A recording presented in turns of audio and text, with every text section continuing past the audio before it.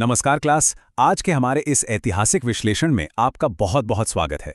एक प्राचीन इतिहास के प्रोफेसर के तौर पर मौर्य साम्राज्य के इन शुरुआती पन्नों को पलटना मेरे लिए हमेशा से बेहद रोमांचक रहा है।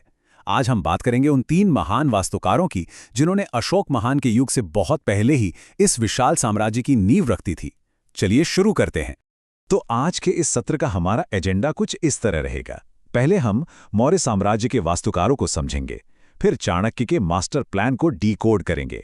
इसके बाद चंद्रगुप्त द्वारा साम्राज्य निर्माण की कहानी, फिर बिंदुसार के दौर की स्थिरता और विस्तार, और अंत में मौर्य साम्राज्य की उस विरासत पर बात करेंगे जो आज भी कायम है। ठीक है, तो आइए सीधे अपने पहले सेक्शन में चलते हैं, मौर्य साम्राज्य के वास्तुकार। अब ये सिर्फ इतिहास की किताबों में दर्ज कुछ पुराने नाम नहीं हैं। ये एक विशाल ढांचे के 3 बहुत ही मजबूत स्तंभ हैं। हमारे पास हैं चाणक्य, जो एक असाधारण मास्टरमाइंड और रणनीतिकार थे। फिर चंद्रगुप्त मौर्य, वो निडर योद्धा जिन्होंने इस साम्राज्य को जमीन पर उतारा।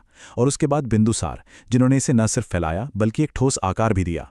ये असल में पीढ़ियों तक चलने वाली एक ऐसी कहानी है जिसमें एक प्लानर है, एक फाउंडर है और एक एक्सपेंडर है। चलिए अब कहानी की शुरुआत में चलते हैं।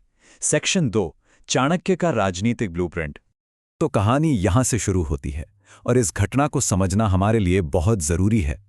तक्षशिला विश्वविद्यालय के एक बेहद कुशाग्र विद्वान और अर्थशास्त्री चाणक्य को मगध के राजा धनानंद ने भरे दरबार में बुरी तरह अपमानित कर दिया था। अब सोचिए, ये सिर्फ एक व्यक्तिगत अपमान नहीं था, बल्कि इसी एक घटना ने उस चिंगारी को जन्म दिया जिसने पूरे नंद वंश को राख कर दिया। चाणक्य ने कसम खाई कि वो इस वंश का विनाश कर देंगे, और इसके लिए उन्हें एक ऐसे युवा की तलाश थी जिसे वो अपने सांचे में ढाल सकें, और वो युवा थे चंद्रगुप्त।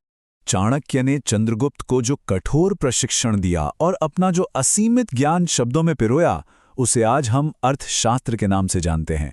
यही हमारी आज की मुख्य पाठ्यपुस्तक भी है। ये कोई आम किताब या नियमों की लिस्ट नहीं थी, बल्कि ये उस विशाल मौर्य साम्राज्य का एकदम सटीक ब्लूप्रिंट था। राजनीति विज्ञान और प्रशासन पर लिखा गया ये ग्रंथ इतना शानदार है कि सदियों बाद आज भी इसे मास्टरपीस माना जाता है। अगर आप देखें कि चाणक्य ने इसमें किन विषयों को शामिल किया था, तो वो हैं शानदार शासन व्यवस्था, कराधान, जासूसी का एक बेहतरीन नेटवर्क, सैन्य रणनीति और अर्थशास्त्र। ये केवल थ्योरी नहीं थी क्लास, ये पूरे मौर्य राज्य की सैद्धांतिक रीढ़ थी। उन्होंने राज्य चलाने के हर एक छोटे बड़े पहलू का इतनी बारीकी से विश्लेषण किया था कि सफलता का एक अचूक फॉर्मूला ही तैयार कर दिया था। अब थ्योरी बहुत हो गई, चलिए देखते हैं इसे जमीन पर कैसे उतारा गया। सेक्शन 3, चंद्रगुप्त का साम्राज्य निर्माण। इस टाइमलाइन पर जरा गौर कीजिए। चंद्रगुप्त का उदय रातों रात नहीं हुआ था, लेकिन ये बहुत ही तेज और रणनीतिक जरूर था। 322 ईसा पूर्व के आसपास उन्होंने शक्तिशाली नंद शासकों के खिलाफ एक बहुत ही सुनियोजित विद्रोह छेड़ दिया।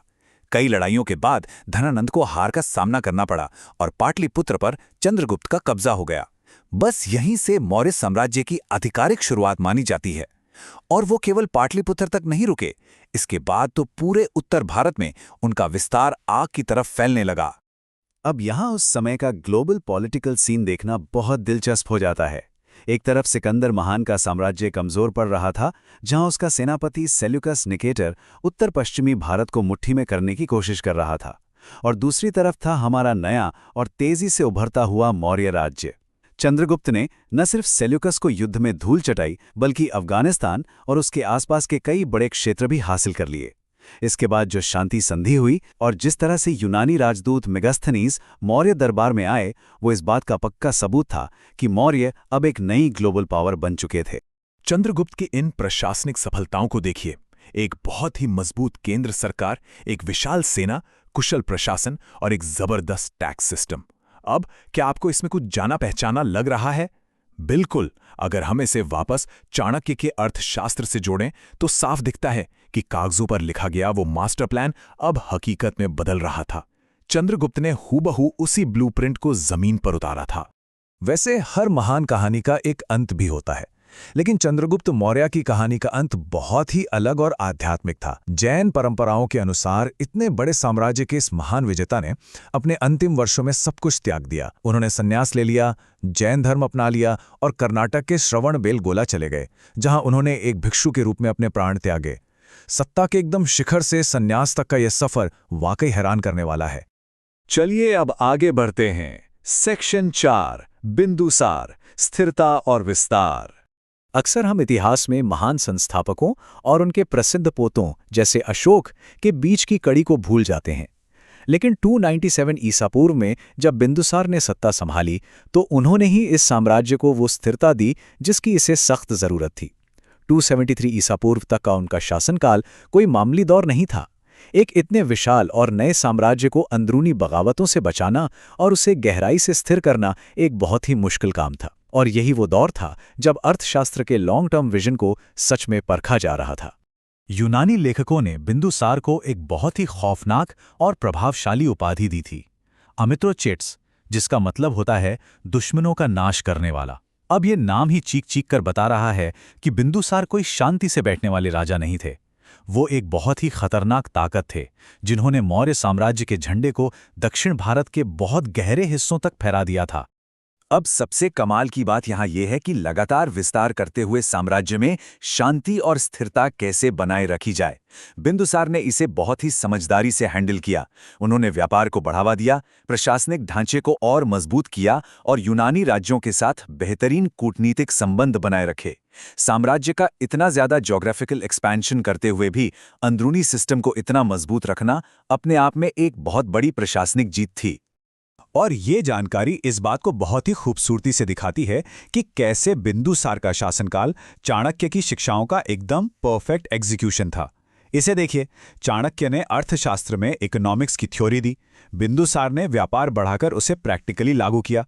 चाणक्य ने गवर्नेंस का महत्व समझाया, बिंदुसार ने एक मजबूत और स्थिर प्रशासन दिया। चाणक्य ने कूटनीति सिखाई, बिंदुसार ने यूनानी राज्यों के साथ दोस्ती बनाए रखी। तो बिंदुसार ने सिर्फ जमीन नहीं जीती, बल्कि उन्होंने चाणक्य की उस किताब को पूरी तरह से फॉलो किया। अब हम अपने आज के विश्लेषण के अंतिम पड़ाव पर हैं। सेक्शन 5, मौर्य विरासत। अगर हम आज के इस पूरे लेक्चर को समेटें तो बात कुछ ऐसी है। चाणक्य ने वो अकल्पनीय विजन और अचूक रणनीति दी। चंद्रगुप्त ने अपने साहस और गजब के नेतृत्व से उस विजन को हकीकत में बदला और फिर बिंदुसार ने उस विशाल राज्य को फैलाया और उसे पूरी तरह से स्थिर कर दिया। ये तीनों किसी मशीन के पुर्जों की तरह एकदम सिंक में काम कर रहे थे और इसी का नतीजा था प्राचीन दुनिया का सबसे बड़ा और सबसे शानदार साम्राज्य। उनके इन सामूहिक प्रयासों का सबसे बड़ा ऐतिहासिक नतीजा ये हुआ कि उन्होंने सम्राट अशोक के उस विश्व प्रसिद्ध स्वर्ण युग के लिए एक ऐसी ठोस नींव तैयार कर दी जिसे कोई हिला नहीं सकता था। जरा सोचिए, अगर चाणक्य की वो रणनीति, चंद्रगुप्त का वो निर्माण और बिंदुसार की वो स्थिरता न होती तो क्या भारतीय इतिहास ऐसा ही होता? शायद यह महान साम्राज्य कभी अपने चरम पर पहुंच ही नहीं पाता। आज की क्लास खत्म करने से पहले मैं आपको एक बहुत ही दिलचस्प सवाल के साथ छोड़ना चाहता हूं। ऐतिहासिक तथ्यों के आधार पर जरा सोचिए, मौर्य साम्राज्य के निर्माण में वास्तव में ज्यादा महत्वपूर्ण कौन था? क्या वो चाणक्य थे जिन्होंने बंद कमरे में वो मास्टर प्लान बनाया, या वो चंद्रगुप्त थे जिन्होंने अपनी जान की बाजी लगाकर उसे युद्ध के मैदान में सच कर दिखाया? थ्योरी बड़ी या प्रैक्टिकल? ये एक ऐसा सवाल है जिस पर आपको जरूर विचार करना चाहिए। आज के इस ऐतिहासिक विश्लेषण में मेरे साथ जुड़ने के लिए बहुत बहुत धन्यवाद। मिलते हैं अगले सत्र में।